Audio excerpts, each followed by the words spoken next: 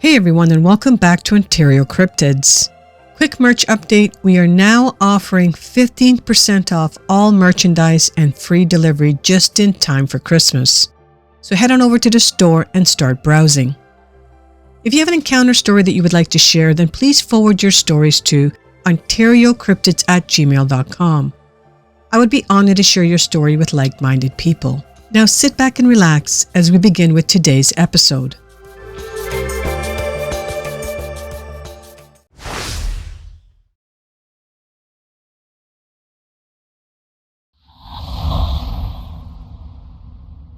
This first encounter comes from a Reddit user called Ask Ouija Account. We're going to be headed to Johnson and Carter County in Tennessee, and the nearest town is Elizabethan. I was on a little inflatable raft on the river with two of my cousins. It was the middle of the day and the sky was blue and clear. We were just drifting down the river. My cousins were discussing something and I was hanging out.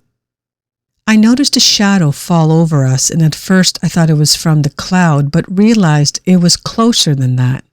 I looked up to see this black triangle crossing above.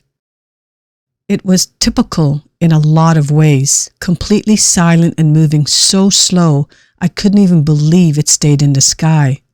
It was really low, barely clearing the top of the trees at the top of the rock face. The most interesting part, though, is it was apparently moving backwards. I was stunned. I froze and couldn't say a word. I just pointed up without taking my eyes off of the thing. In my peripheral vision, I saw my cousins look up, and we just watched in silence for a few seconds. Then one of the boys panicked. They each had an oar and both started paddling hard back to the campground. Seeing the boys freak out like that made me freak out, so I paddled with my hands, LOL. Black triangles have become so common as to almost be cliché, but I've never heard of one as early as the one we saw. In the years since, there has been loads of triangles seen in that area. There are rumors of secret bases. The lake is man-made. They dammed the river in the 1940s for hydroelectric and moved the whole town out of the valley. I've seen other strange things in the sky around here, but that was by far the most intense. I'd give anything to see it again.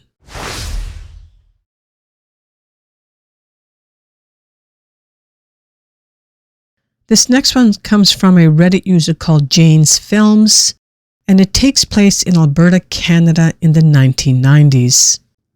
I saw a triangle UFO fly directly overhead just above the treetops. It had a flat round light in each corner. It was completely silent and glided by so smoothly it was like it was on rail. I got a very clear view as it flew right above us. My sighting happened in Alberta, Canada in the early 1990s.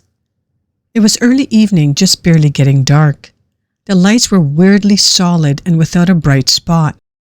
Now I would describe them as LED lights, but there were no such thing back then. I was with several other people. I saw it first and I couldn't even speak properly because I was so stunned. I just pointed and kept saying, "Look, look, look." It was the eeriest and most amazing thing I've ever seen. I was only scared just for a moment, really, when it was directly overhead.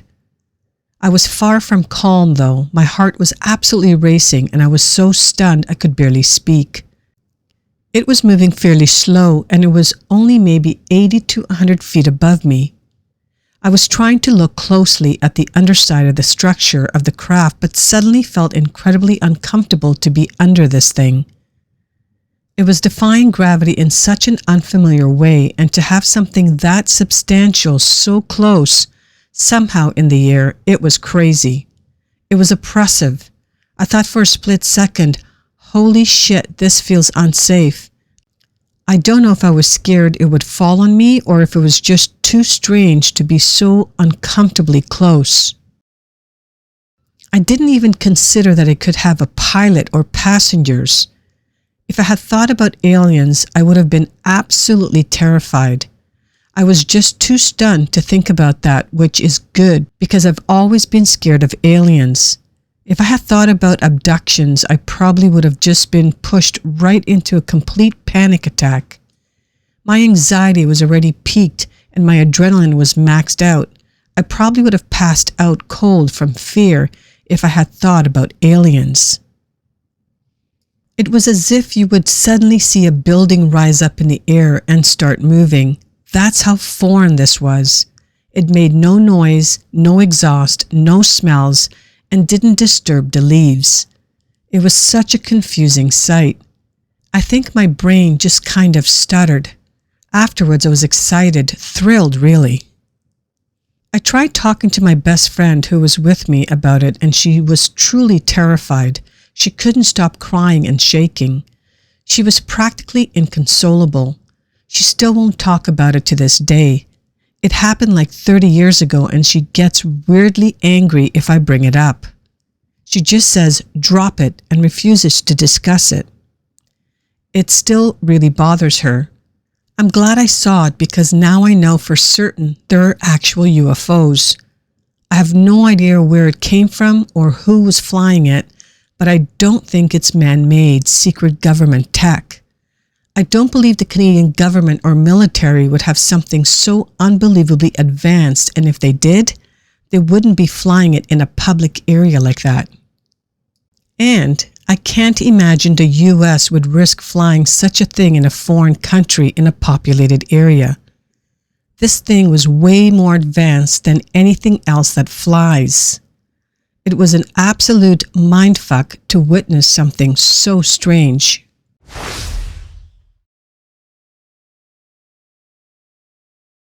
This last one comes from a Reddit user called ManDogV1. And this one takes place in a small village in southern Mexico. The date is unknown. To preface this, I'm somewhere in the middle of a skeptic and a believer in the paranormal, so take my story how you will. I'm just recounting what I saw, and I apologize for the wall of text. My dad is from a small village in southern Mexico in the rainforest, a very third world country type of place. There's no internet, no hot water, and people still speak Mayan. When I was 18, we visited for the first time when he got his papers fixed, and it was a beautiful experience. The second day we were there was a Sunday, so everyone in the village goes to church. So we go and start meeting people, and a very old couple, I don't know what their age were, but they looked to be 80 plus. They came up to us and started talking to us in Mayan. We don't understand the language, so our family is translating for us.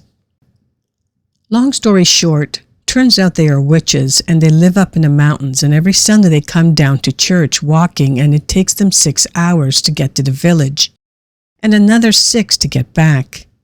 After a while, we all leave and head home. A few hours later, they show up at our grandma's house. My aunt tells my dad, "You have to offer them something, then they'll go away and leave us alone." To play along, my dad does this. He gets 2 bags and fills it with food and drink.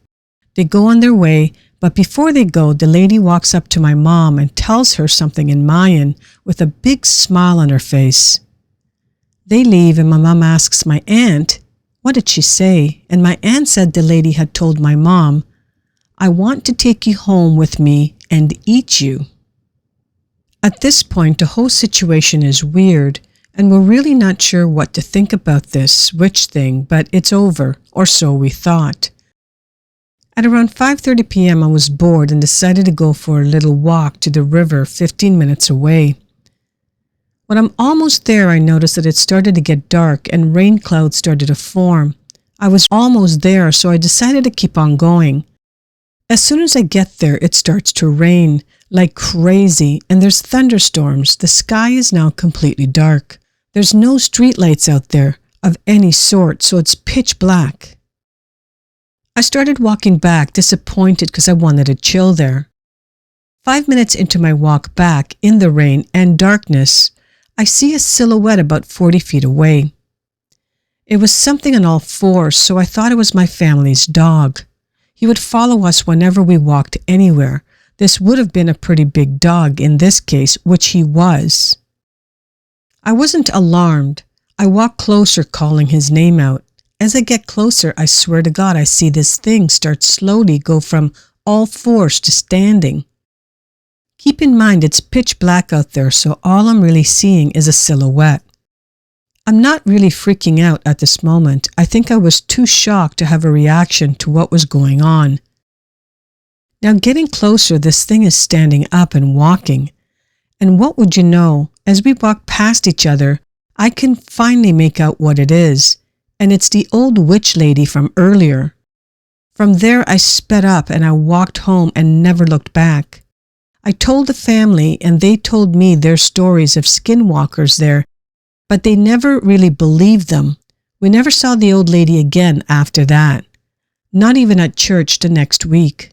I don't know what I saw, but my guess would be that this lady is actually a witch, and she can shapeshift. There's my true story. Hope you enjoyed. Well, that's going to be all for today. I hope you all enjoyed today's encounter stories, and as a result of the live stream last Saturday, I thought I would share some different encounter stories with you all. Also, I did put up a poll as to whether you would like to see a panel discussion for the next live stream or an individual discussion. Please head on over to the community section and place your votes. I also want to thank you all for joining my last weekend's stream.